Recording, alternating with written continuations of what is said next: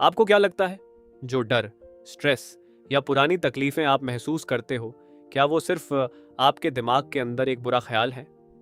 Doctor Bessel van der Kolk की मशहूर और जिंदगियां बदलने वाली किताब the body keeps the score इसका एक बेहद हैरान करने वाला और गहरा सच बताती है।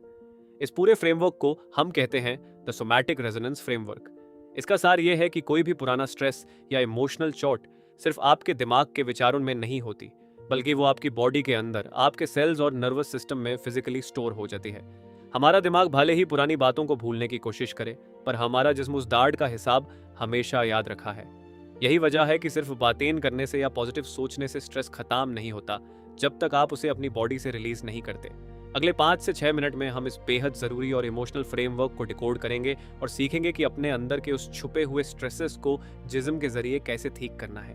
पहले समझते हैं उस बायोलॉजिकल सिस्टम को जिसे ऑथर कहते हैं द हाईजैक्ड अलार्म सिस्टम। हमारे ब्रेन के अंदर एक छोटा सा हिस्सा होता है जिसे अमिगडाला कहते हैं, जो हमारी बॉडी का स्मोक डिटेक्टर या खतरे का अलार्म है। जब हम किसी बहुत बड़े स्ट्रेस या इमोशनल चोट से गुजारते हैं तो ये अलार्म सिस्टम ऑन पोजीशन पर ही जाम हो जाता है। इसका नुकसान ये होता है कि जब आप नॉर्मल डेली लाइफ में भी होते हो तो आपका जिस्म बिना किसी वजह के पैनिक करने लगता है, आपकी सांस तेज हो जाती है और दिल धड़कने लगता है। लोग आपसे कहते हैं कि आप ओवर रिएक्ट कर रहे हो, पर एक्चुअल में आपका ब्रेन सेफ सिचुएशंस को भी लाइफ और डेथ इमरजेंसी की तरह देख रहा होता है। इस अलार्म को आप अपनी विल पावर से बैंड नहीं कर सकते, क्योंकि ये दिमाग के लॉजिकल हिस्से से बहुत नीचे ऑपरेट करता है। इसके बाद आता है सबसे बड़ा aha moment, the limitation of talk therapy.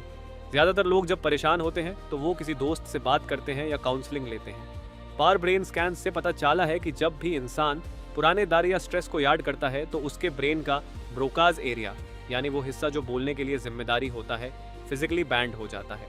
इसको कहते हैं स्पीचलेस टेरर।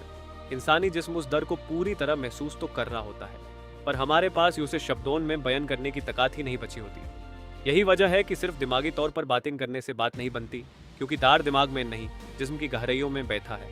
तो इसका सही और असरदार इलाज क्या है? इस फ्रेमवर्क को ऑथर कहते हैं बॉटम अप रेगुलेशन। अब तक हमारा फोकस होता था टॉप डाउन कंट्रोल पर, यानी दिमाग को समझाओ ताकि बॉडी शांत हो जाए। पर साइंस कहती है कि इसका उल्टा रास्ता ज़्यादा पावरफुल है, यानी पहले अपनी बॉडी को शांत करो, दिमाग अपने आप शांत हो जाएगा। जब आप अपने जिस्म के चलने फिरने, सांस लेने के तरीके और फिजिकल अवेयरनेस पर काम करते हो तो आप अपने दिमाग को सेफ्टी का सिग्नल भेजते हो। Yoga, deep breathing, body scan meditation और यहाँ तक कि थिएटर या मार्शल आर्ट्स जैसी चीज़ों से आपका जिस्म वापस कंट्रोल में आता है।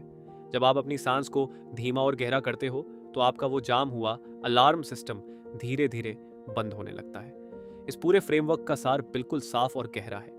अपने स्ट्रेस को सिर्फ एक दिमागी बीमारी मत समझो, ये एक्सेप्ट करो कि आपका जिस्म उस पुराने दाढ़ को धो रहा है। सिर्फ बातों से खुद को ठीक करने की कोशिश छोड़ो, अपनी बॉडी के सिग्नल्स को समझना शुरू करो। गहरी सांस और फिजिकल अवेयरनेस से अपने अलार्म सिस्टम को वापस रिसेट करो और उस पुराने बोझ को अपने जिस्म से हमेशा के लिए आज़ाद कर दो।